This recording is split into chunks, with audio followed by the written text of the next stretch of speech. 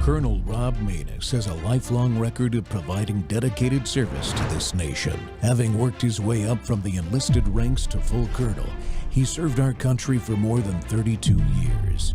He has served as a bomber squadron commander, bomb disposal technician, Joint Chiefs of Staff Operations Officer, assisted the National Security Team with the campaign plan for the global war on terrorism. He authored the first theater nuclear war plan and served as the Vice Commander of America's largest airborne intelligence wing. Colonel Rob Maness is a true American hero.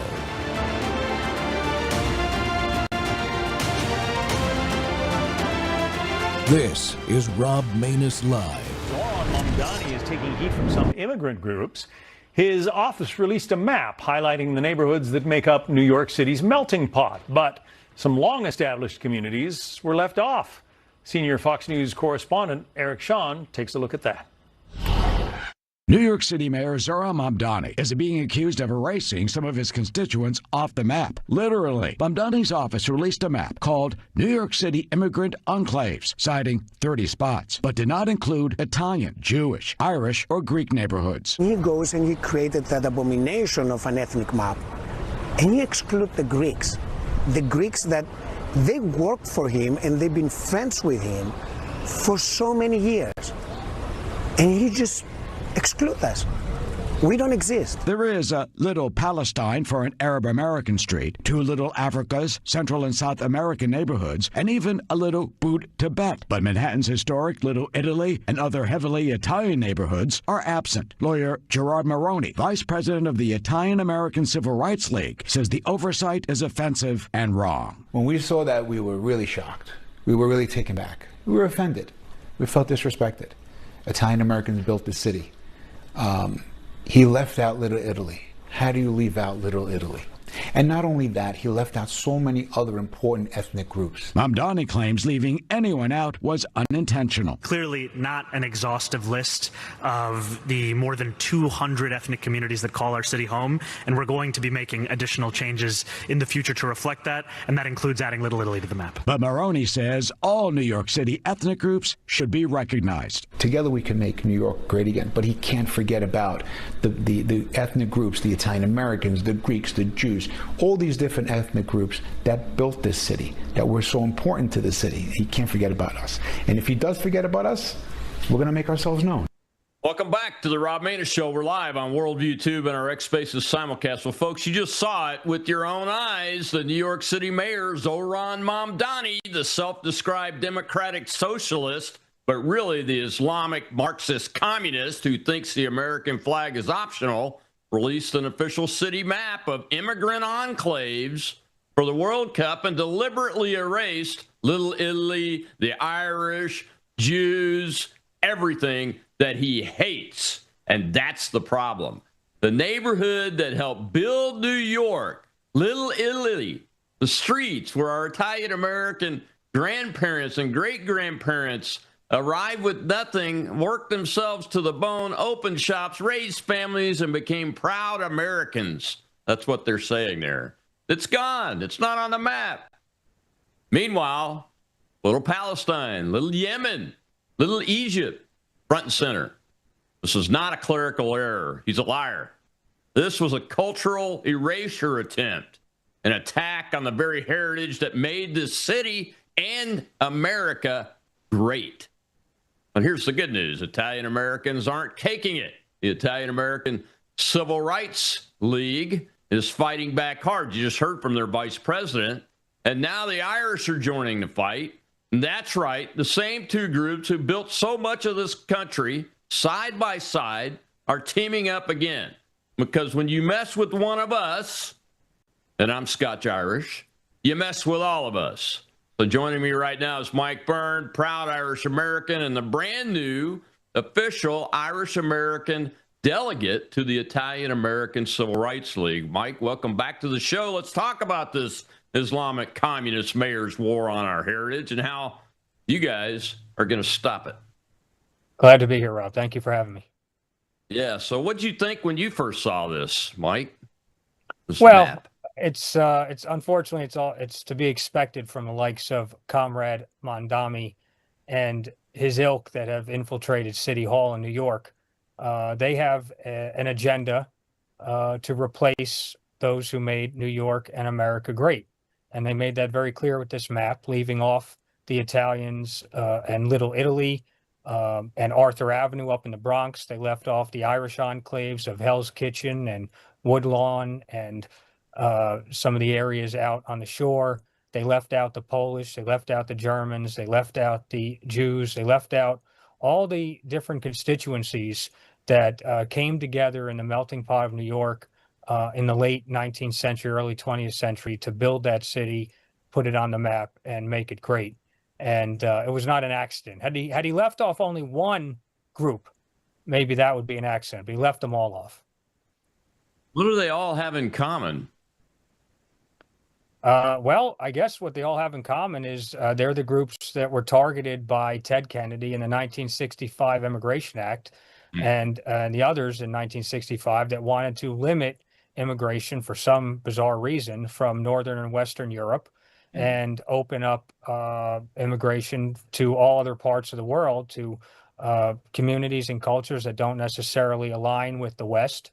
And that's an agenda that's been in place for a long time, since 1965, and it's something we have to fix or we're going to lose our country. Yeah, you're exactly right. The other thing that strikes me is that they're all white Western civilization folks, is what their demographic is, and that is striking. That he took this scalpel and tried to cut them out of what they created. But that's typical of Islamists, isn't it? It is very much so. Yeah. When I get together with my Italian friends, they often remark in a jovial way that they'll say St. Patrick was Italian, and what they mean, of course, was that he was born during the time of the Roman Empire, and so we all trace our heritage in this country, especially to Rome, Greece, to Rome, Athens, and Jerusalem. That's our heritage. It's not Mecca and Medina. But Comrade Mamdani wants to replace Rome, Athens, and Jerusalem with a way of life that is wholly different from what built this country and made it great.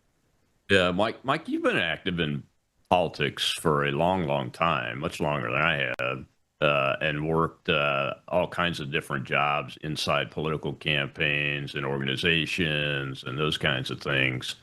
But one of the other striking things about that video was what the Greek fellow said about, well, we worked for him, we're friends of his, and that is true. A lot of these same folks voted for Mamdani for mayor.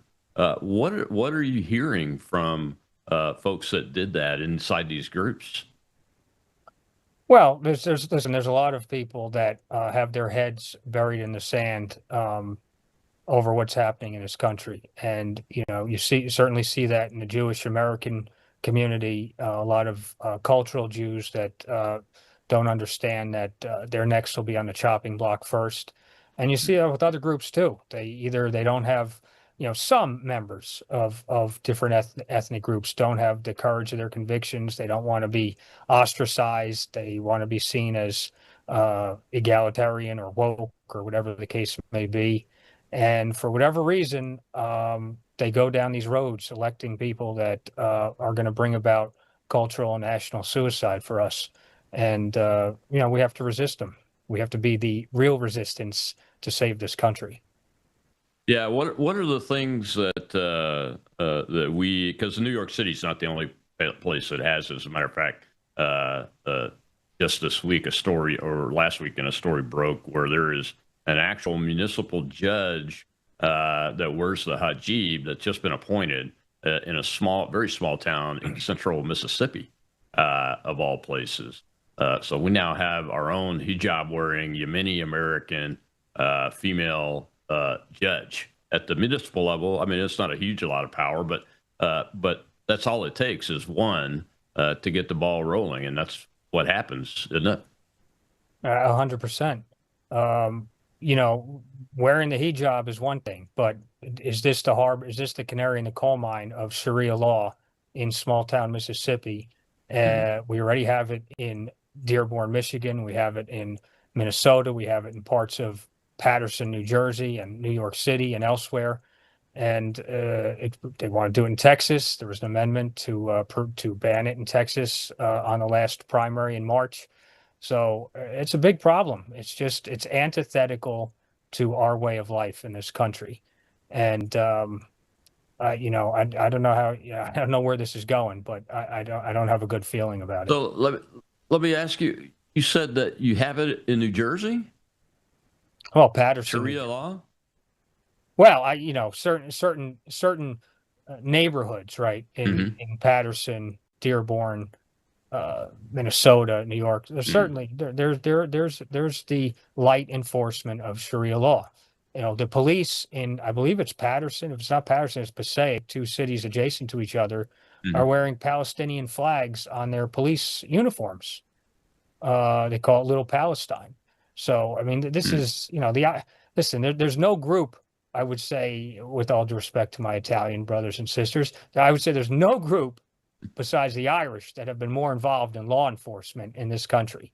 We never wore an Irish flag patch on our official uniforms or asked the entire New York City Police Department to wear an Irish flag on the patch. I mean, it makes no sense. It's insane. So, I mean, this is, I don't understand exactly who's allowing this and where we're going, but there's going to be a reckoning here, and we're going to have to stand up if we want to save this country for the next generation. Yeah. There seems to be, what I've encountered, especially the last week, is there's a lot of confusion between what Sharia law means, what religion is, and then this relationship between the Islamists and the communists or socialists, whatever you want to call them. They're Marxists. And Mamdani's like the poster child for all of that. He comes from a Sharia adherent family. We've seen him, even though he says he's not that religious. We see him doing religious things in the governor's mansion, in the office, out on, having people pray in mass in Times Square and blocking traffic, and those kinds of things, and being able to get away with it for what's supposed to be a very, very small segment of the population for the most part. But the relationship between Islam and the communist or the DSA, whatever you want to call them, that's what he is. And his policies are aiming in that direction. How do we educate folks on the different things that I just talked about? Sharia law, the Islamist and Marxist connection, and how it translates into policy. Because quite frankly, I don't think people believe me. Well, that could be the case. We have to. It takes one followed by others to speak up about these concerns. There's a lot of people that are, maybe afraid of being bullied, afraid of being intimidated. They want a virtue signal. They're concerned about bringing up any kind of concern about another religion. But we can't be afraid. We simply can't be afraid. What this threat represents to this country, the way that certain aspects of Islam, buttressed by the communists, as you correctly point out, the way they speak about the takeover, their intent to take over and to remake the country by force if necessary. We have to be willing to talk about it, and more and more people have to be willing to talk about it, so that those who aren't paying as close attention understand, that this isn't an attack on anybody's peaceful practice of religion, but we have to be concerned about the forceful practice of religion and how it could affect us. Yeah, if you're an adherent to Sharia law, you believe in stopping other people through various means, anything ranging from attacks to killing them if they don't convert, to make sure that Islamism is prominent, preeminent, and in charge of whatever land you're on. And that's not the way things are going to work in the United States of America. We got to take a break, Mike. When we come back, we'll see a little clip from Mike Crispy the president of the Irish American Civil Rights League, about this issue and some of the things that the group is doing that we all need to help them with. We'll be right back with Mike Byrne.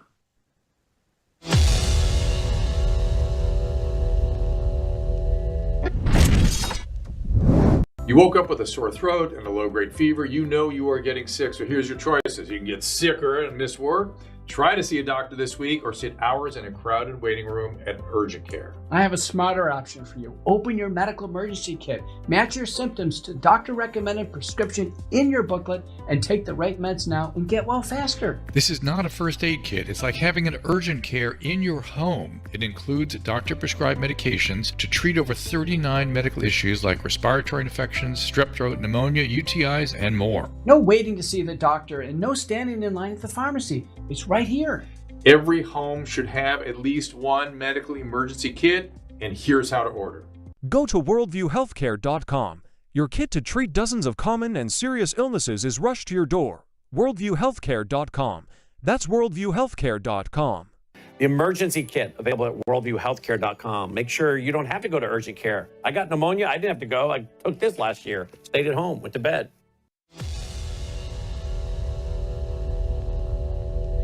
With this message here, we were here before Zohran. We will be here long after Zohran. Little Italy will not be erased. Why do you feel that it was important to send that message and send it so strongly? Well, Little Italy won't be erased because we built the city. The people who have done the hard work in this country to build the country, coming to America, doing it the right way, not making excuses in the face of prejudice or discrimination, which Italian Americans experience. That is the message of America. It is about the American dream. It is about thriving for something better. It is about having the courage, which our ancestors did, to pursue a better life with nothing in their pocket, coming to America. That's the story of America. And if you erase that, you erase America. And all these great groups of people did it, including Italian Americans. We made New York the greatest city in the world. And nobody, not Zohran or nobody, are going to change that. That is why we can never erase and forget about places like Little Italy and the other enclaves who have made this city great, no matter what Zohran does or pushes. Yeah, certainly. I mean, the Italians that built New York City. It's actually incredible it was left out. Mike Crispy, thank you so much. I appreciate you coming on.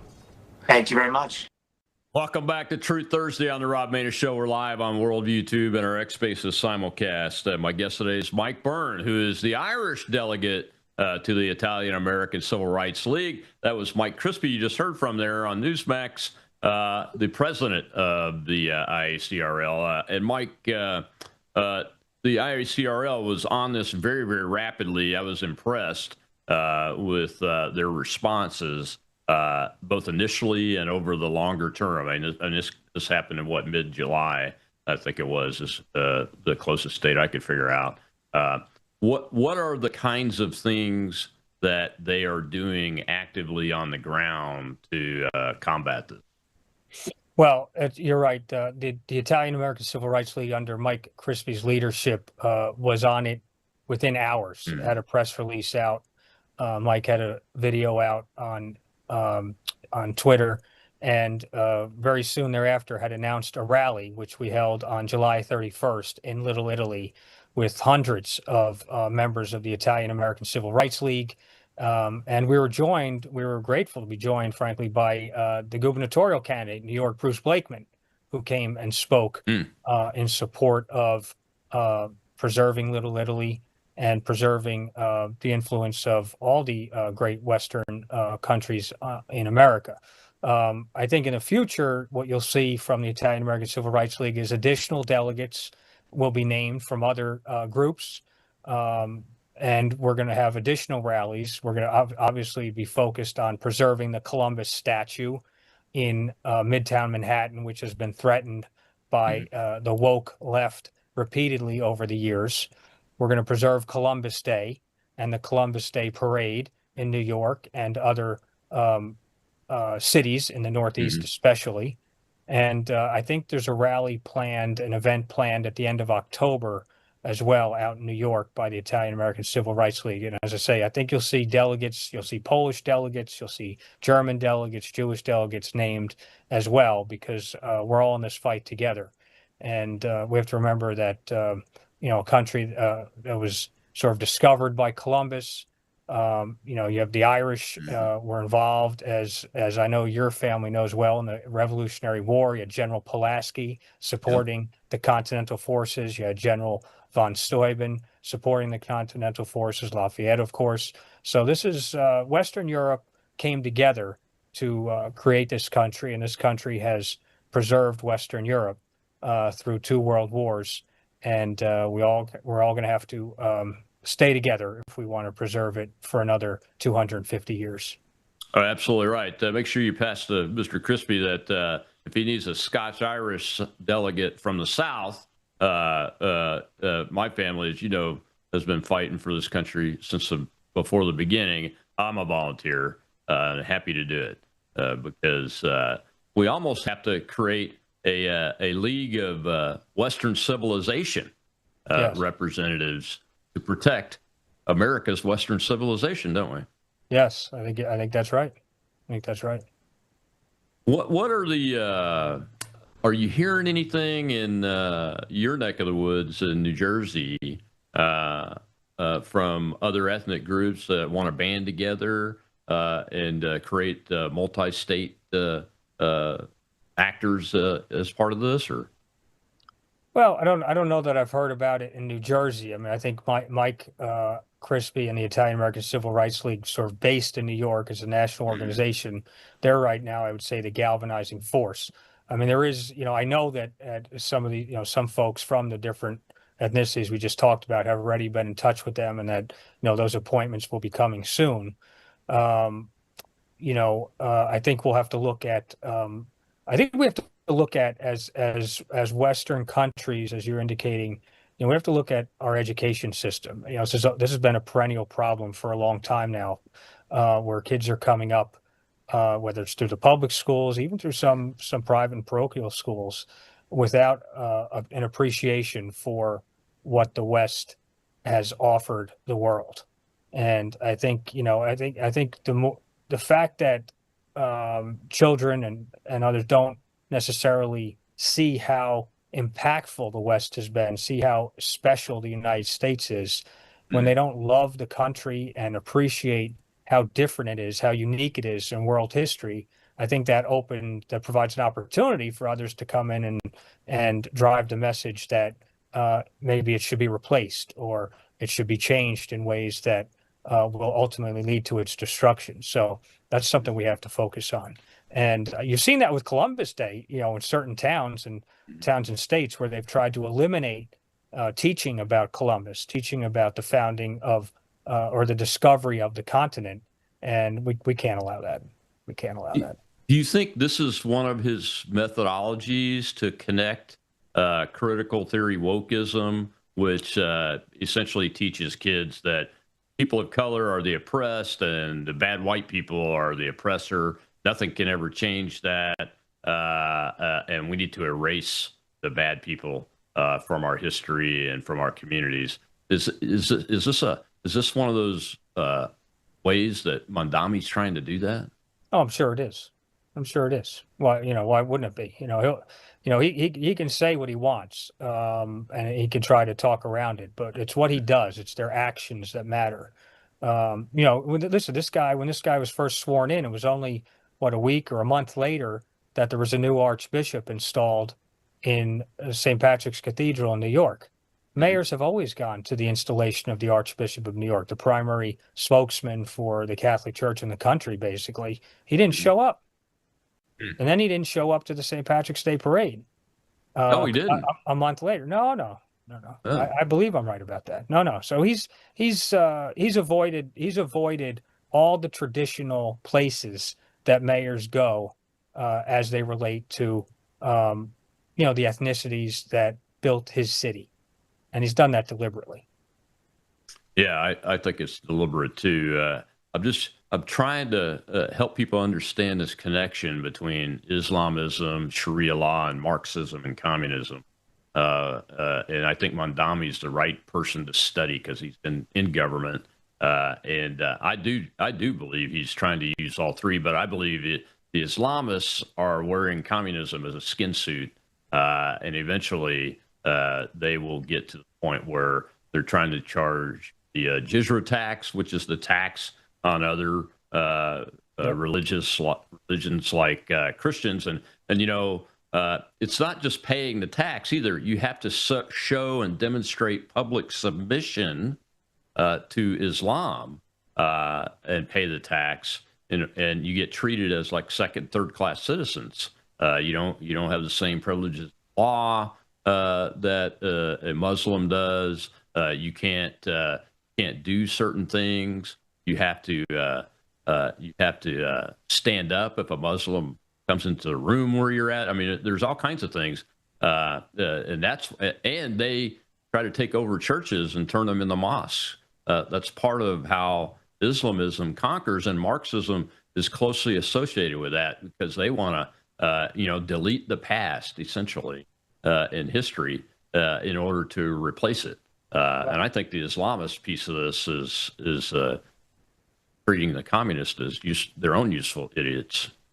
Well, I'm sorry to say they're doing that in my hometown in Montclair, New Jersey, the home of our illustrious governor, the home of Stephen Colbert and half the New York Times editorial board. And this is a town that was largely a Protestant town. I think there's traditionally about 50 different churches in town. 4 of them are Catholic churches. They're and I include in that synagogues, but largely lots of different Protestant denominations, Methodist, Anglican, Presbyterian, and so forth. And there's a little Protestant church a stone's throw from our high school on Park Street.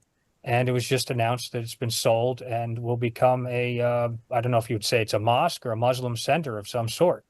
And they're going to be taking that over. I think you saw that right after 9/11. There was an effort to build a mosque down in downtown New York, which I think was defeated at that time. But no, it's these things are indisputable for those who are willing to look and speak up about them. And the tax, of course, that tax, it's you'll see that proposed sooner or later in certain locations. And the question is, will there be enough of us to stand up and fight back? Yeah, I think the what's the tax called? It's a French term that he's trying to put on the wealthy folks that own a home in New York City, but own another one. Second apartment. I forget what the French term is for it. I think that's the beginning. It's only the beginning of these attempts to tax people that he disagrees with. Well, and he's talking about reparations too. So all these things are sort of attacks on the past, and they're a way to gaslight those of us in the present that we're not as good as a culture as we are or could be, or that we have to be replaced. We have to make changes for whatever may have happened. But we have to fight all of this because if we lose this country, we're going to lose the world. I don't know where your kids, grandkids, it's not going to be pretty for the future. Yeah, and it's happening very fast too. It's very disturbing how fast this is happening. It's happening very fast, Mike. I think I've got a hand in the audience. We'll get it in the next segment. It's happening very fast. I told you about the Muslim judge appointment that happened. It took people by surprise here in Mississippi, but I've been helping do some of the research on investigative journalism side of it, and I discovered that there are mosques all the way from the northern end of Mississippi down to where I live on the coast. They're west to east to west, north and south. They're spread out all over the state. But they say there's only 3,000 Muslims in the entire state. And there's even an Islamic center on Keesler Air Force Base, I discovered this morning. I didn't believe it when it popped up. So I went to the actual map, and there is an Islamist center on a U.S. military Air Force base. That surprised me very, very much because that's a political issue, in my opinion, because Islam is not a religion or a faith. It's a political ideology.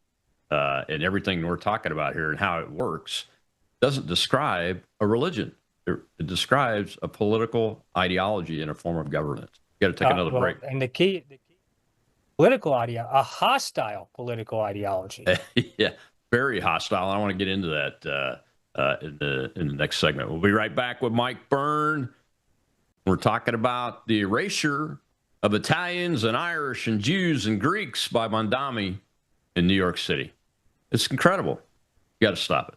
We'll be right back.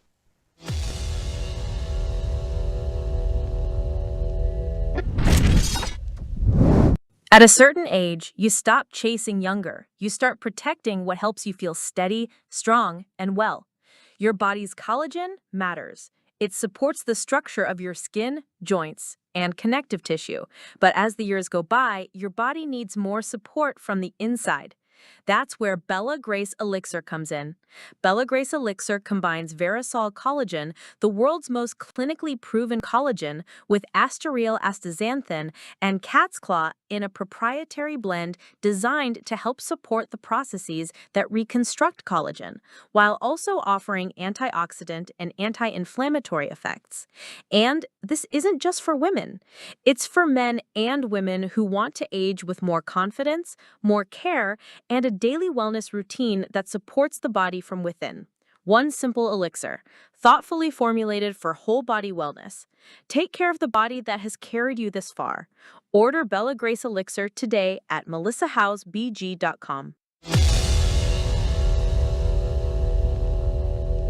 Mayor Mamdani, I give you a year. You are not a New Yorker. You have no clue. I'm Isabella Reggi, and today we are here in Little Italy asking the locals how they feel about one of the oldest immigrant communities, Little Italy, not being included on Mayor Mamdani's immigrant enclave map. I don't consider you to be my mayor. I think it's disgraceful for what he's doing. He's got to be fair to everybody, and he's not fair to everybody. He's not fair to the Jewish people, which he makes everybody notice he's not fair to the Jewish people. He's not fair to the Irish people. And now he hates the Italians. For what reason?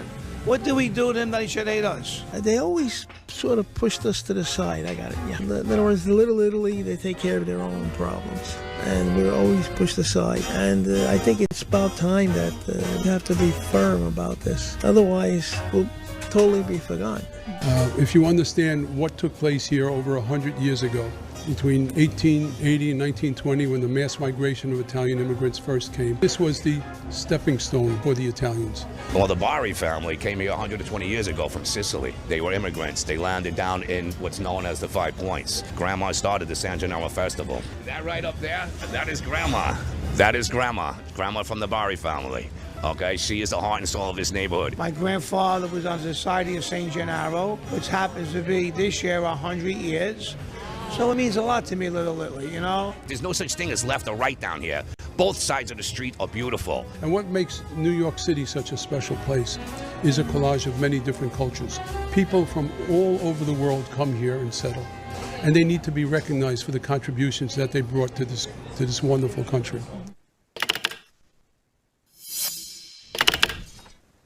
Welcome back to the Rob Maness Show on Worldview Tube, when we're live on our X Spaces simulcast, and we're telling the truth here on Truth Thursday. My guest is Mike Byrne, who is the Irish American Delegate to the Italian American Civil Rights League, which is leading the charge in response to Mamdani trying to erase Little Italy, the Greeks, the Irish, you name it. If they're from Western civilization and built this great city of New York and this country, he has erased them off his map. Of course, then he denies it and everything.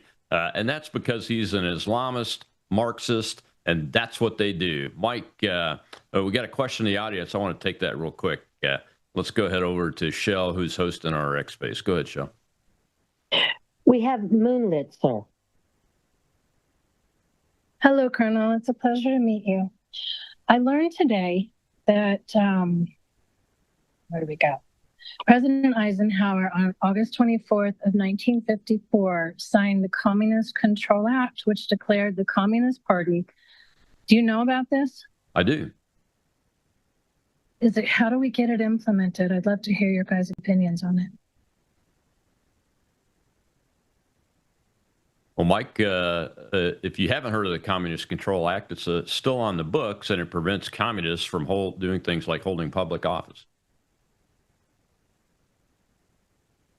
I'm embarrassed. I should know more about this, but I don't know about it. I need to look into that. Yeah. Part of the problem, Moonlit, and thanks for the question. It's a good question, is that we are no longer enforcing the Communist Control Act, even though it's still a valid law on the books. And I would say that it also needs to be amended to include Sharia adherent people to prevent them from doing things like holding public office too, because Sharia adherence is not just faith. It's not a religious faith. It's Sharia law. And a Sharia adherent, for instance, the judge that I'm talking about here, regardless of whether she takes an oath to the Constitution of the United States or the state of Mississippi and says, I will be loyal to that law, her thinking is having been raised in a Sharia adherent family all of her life. She wears the hijab. That is an outward symbol of compliance with Sharia law, because they're obligated to follow it, and her line of thinking and reasoning is going to be tainted by that environment. And we can't allow that environment into the law of the United States of America. And the places where it has been allowed, like Texas, New Jersey, New York, Dearborn, Michigan, it is a disaster for civil rights and freedom, I think. Well, two things. One, in terms of that, the act, the Communist Control Act, I wonder, does that apply to federal office holders or local and state as well? I believe it's for federal office holders. So we need to extend that. That should be extended in some way to apply to everybody. And then, in terms of this, you bring up the idea of taking an oath. Well, that's all fine and good, but there are certain strains of Islam or Sharia law where it's part of the teaching to be disloyal to any oath you take. It's an honor to make a commitment and not follow through on it if it means advancing the causes of a political or hostile takeover. So that's that needs to be examined too. Yeah, it does. Another part of this is the concept of taqiyya, which is for any objective of Islam, you're also honored if you lie in order to achieve it, which is closely linked to that oath issue. You're absolutely right. I mean, it's just, it's impossible to not have Sharia law intertwined in your thinking. I just read today that Abdul Muhammad al-Said in Michigan, the Democrat nominee in Michigan, he's on video saying he's obligated to follow Sharia law, and that's when he was running for governor of the state of Michigan. So why would we allow someone to hold public office in the United States of America that has that belief system and that legal system ingrained in them, and that they're going to follow it and not follow the legal system they're sworn to defend? No, this country is built on the Magna Carta and St. Thomas's Summa Theologia and the law of the Old Testament. That's where our law comes from. The Old Testament, Summa Theologia, and the Magna Carta. It does not come from these other cultures. And, that's not, we just have to be comfortable saying that and driving that message, because if we're not, the other side's going to win, and it's not going to be pretty. Yeah, you're exactly right. Are you guys, do you know if the IACRL is looking at state level legislation on these kinds of issues already? Have they taken that banner up? Well, I think it's something that they'll probably expand to. I don't think we're looking at it quite yet. It's much more of a messaging movement so far to say that we're here, we're not going anywhere, we're not going to let you force us out. But no, I think we have to. I think it's all hands on deck in all aspects of society and culture. If we're going to save the country, we have to be involved in education. We have to be involved in legislation. And we have to be involved in government. And so it's going to take people like Mike and you and others to continue lobbying or being elected and driving the message and passing the laws that will preserve the country. You know, I don't think our founders realized or would have thought that that there was going to be such a significant influence from so many different parts of the world that are not naturally aligned with Western Europe, and Yeah. it's a problem now that is going to have to be addressed, particularly in light of the Constitution. And we're going to have to, you know, the Constitution cannot become a suicide pact, as one of the justices said 100 years ago. You know, we have to, our way of life has got to be preserved, and the Constitution has to preserve it, not at the cost of the country.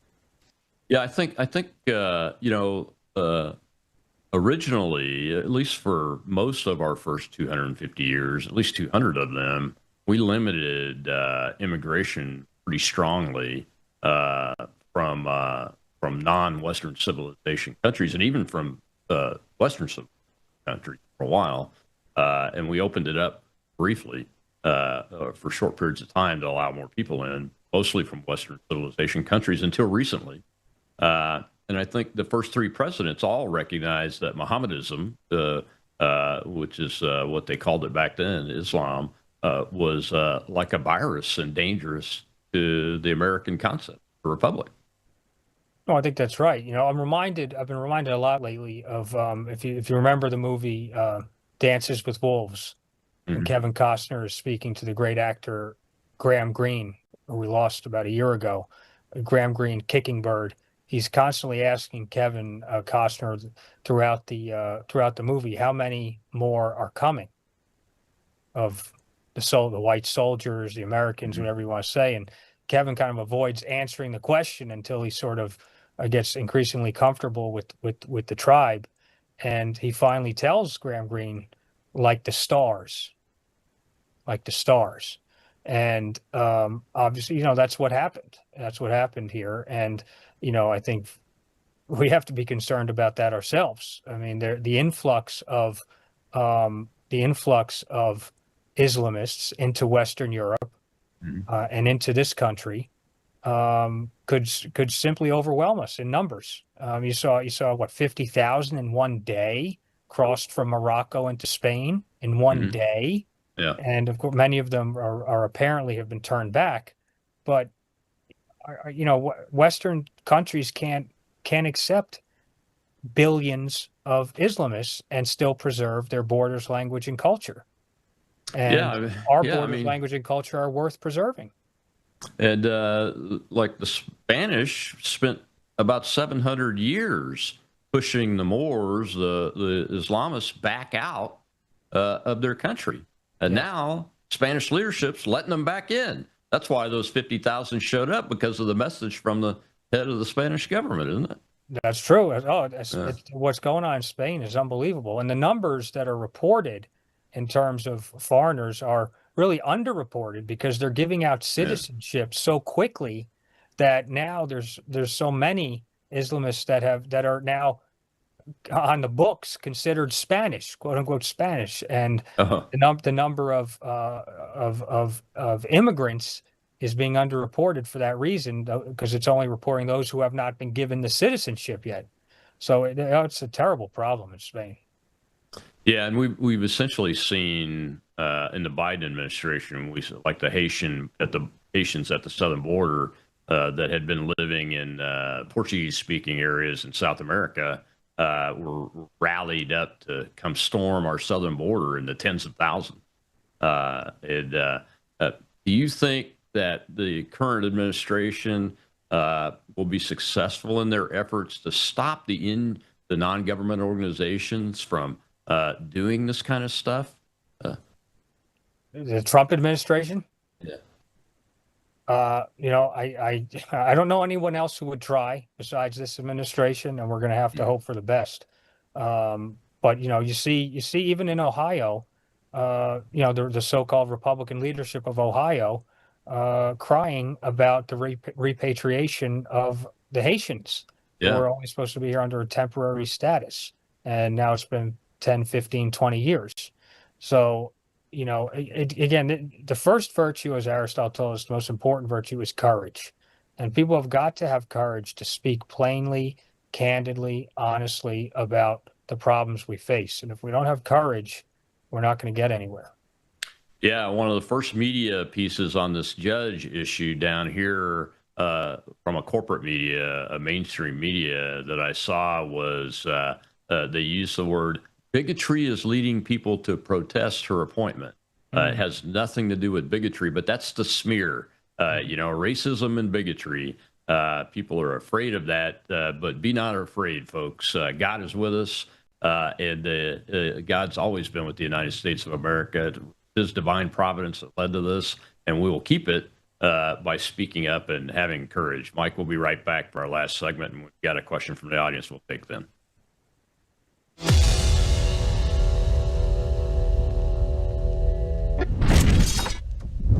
Take a look at the water you just poured.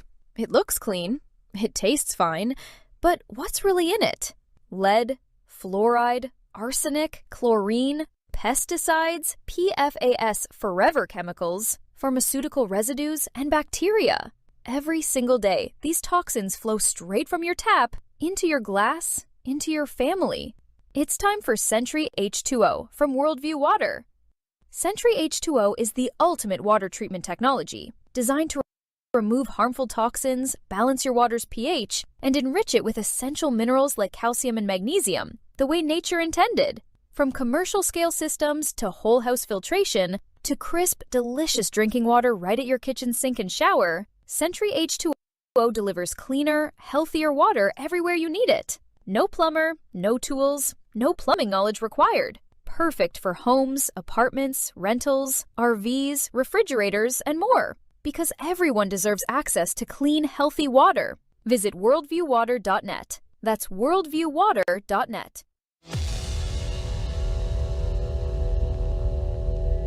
Hey everybody, Mike Byrne here at Trump National in Bedminster.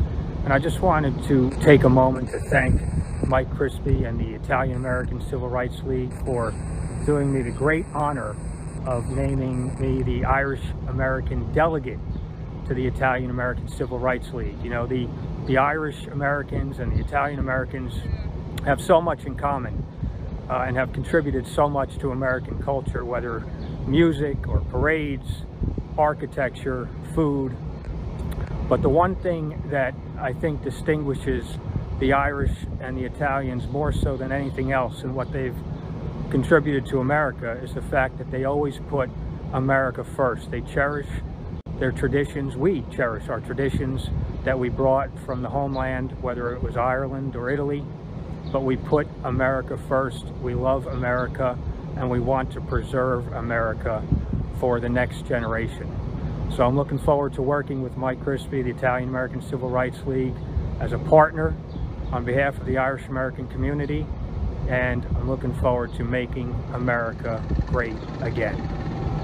Welcome back to True Thursday on the Rob Maness Show. And my guest today is that man, Mike Byrne, today discussing this issue because it's critically important. And the reason why I wanted to play that clip, Mike, was because you brought in what all of us that work together and know each other around this country, but not only believe in, but know in our hearts, is that Americans, whether they're immigrants or born here, put America first. If you believe in America, you put America first, and you fight to protect it and defend it so that it's there for our children and grandchildren.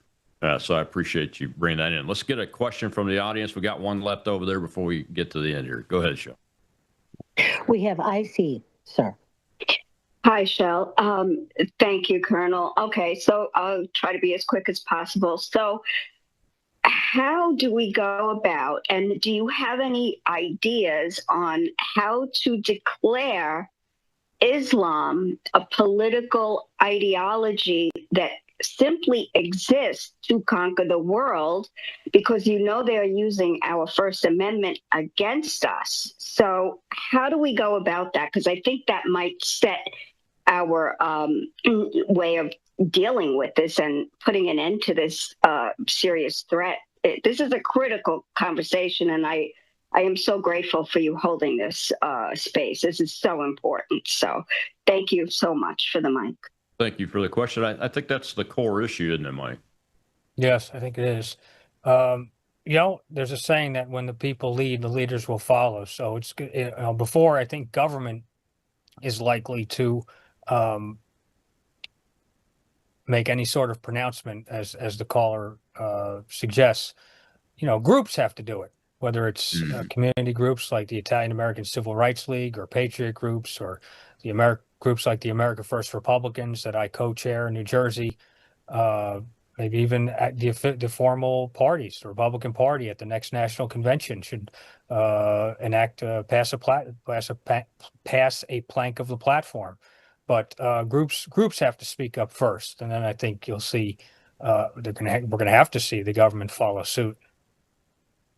Yeah. Do you think do you think that it's possible to get the still loyal Americans that exist, and I in my heart I know some still exist in the Democrat Party, to come on board and step up, so we have voices from across the spectrum in our citizenry to say, no, this is wrong. We have to put a stop to it. Is that possible today, even? Maybe for a handful of folks. I mean, you always have a handful of patriots that realize that the party's going too far.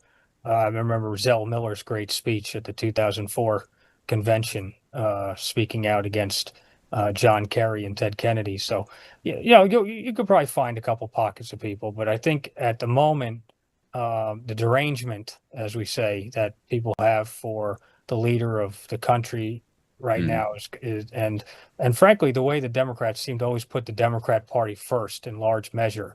I don't think you're going to get a lot of that, but I think you can always get some, and we have to.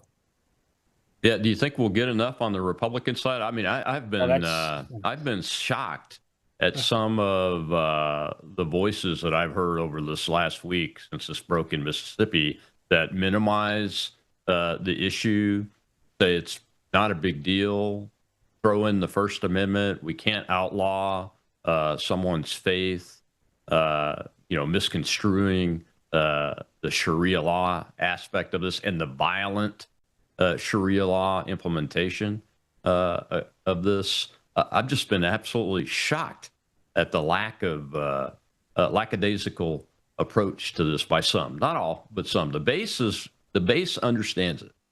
Well, that's that's frankly the more important issue, and that's the issue in a lot of aspects of the law, is that you have to hold Republicans accountable first. We got enough problems, as you indicate, with weaklings and rhinos and patsies in the Republican Party, that if we don't hold them accountable first and keep them on board, it's not even worth going after the Democrats in some cases.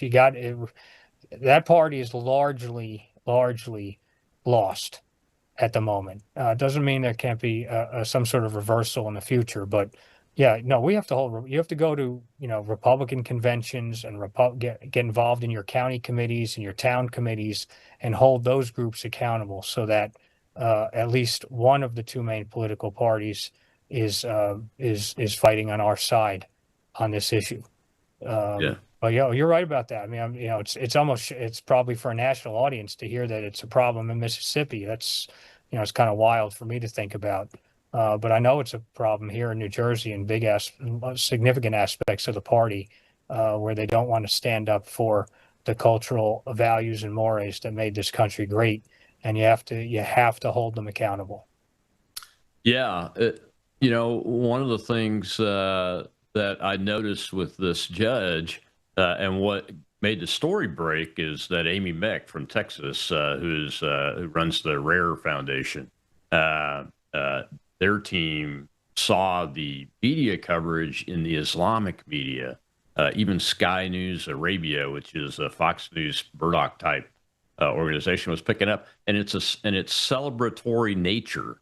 That this judge, even though she's a municipal judge, I mean, you're talking like traffic tickets and stuff, but they were celebrating this as so much so that it makes you believe that they now think, hey, even Mississippi can be settled by Islam and overtaken by Islam. That's how much they were celebrating. But the folks that I talk to that want to minimize this or that we hear from don't seem to care or think that's significant. I think that's very significant. You don't see that every day.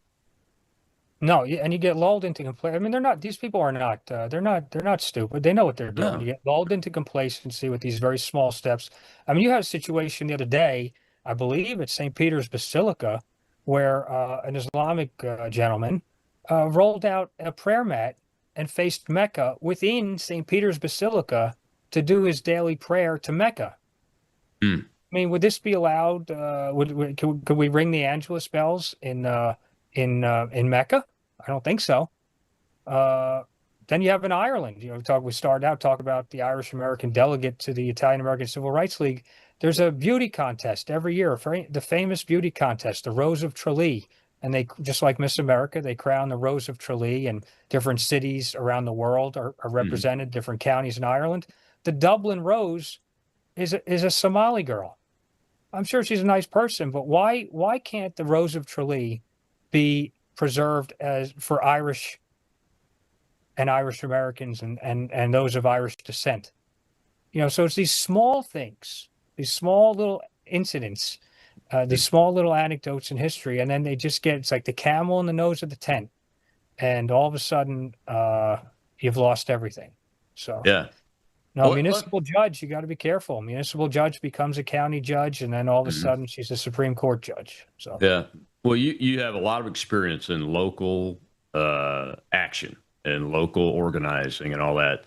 Let's just spend the last few minutes talking about that kind of activity and how people that haven't been involved before, because that's what we're asking for. You and I mean, our folks, we're on it, but we need to get people that haven't been involved before involved. What advice do you give folks up there on how to get involved at the local level? Because I think that's where the impact's going to be felt the most. Well, it's what the president has talked about. It's what Steve Stern has talked about. It's what many people have talked about. You have to get involved at the local level. And what I alluded to earlier, if you are a Republican, get involved in your precinct, in your town, or your county committee. Where I live in New Jersey, it's the county committees that are corrupt, the most corrupt, and have the most influence.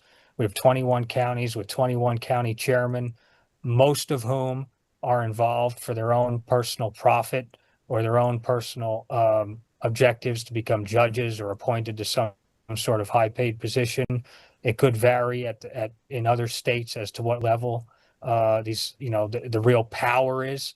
But here in New Jersey, it's at the county level. You've got to get involved and take your municipal organizations back, your county organizations back, because they often have a huge say in who gets elected to local and state office, and then those folks often move up to federal office. And we're all very familiar with, most of us probably watching this show are very familiar with what's going on in Washington and who the real fighters are out of the 535 congressmen and senators. And there's not enough. We could probably name the real fighters before the end of this show out of those 535 people. And if we don't replace the weaklings with strong America First fighters, people who work their way up from the grassroots, we're not going to achieve what we've been talking about in this show, which is preserving our culture and our country. Yeah, exactly right. So Mike, let's just close it out with this. What's your message to the Italian Americans out there and the Irish Americans on the way forward on this and the activities, the tempo? Just how aggressive do we need to be? Oh, we need to be extremely aggressive, and we need to stand together. And if you are an Italian American and you want to get involved with the Italian American Civil Rights League, you can email the group info@iacrl.org.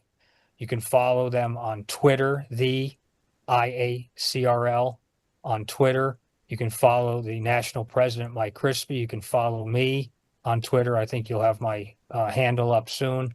And you can reach out to us. We're happy to help you get organized in your communities. We're happy to help you found a chapter of the Italian American Civil Rights League. If you are Irish and you want to get involved as a part of sort of the Irish auxiliary of the Italian American Civil Rights League, I'm happy to talk to you.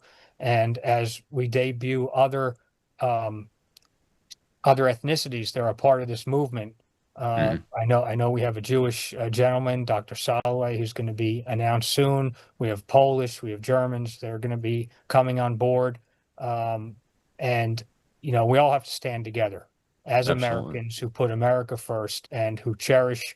We're happy to bring our cultures from Western Europe to be a part of America, but we all stand together here, united as Americans, putting America first to save America and save Western civilization.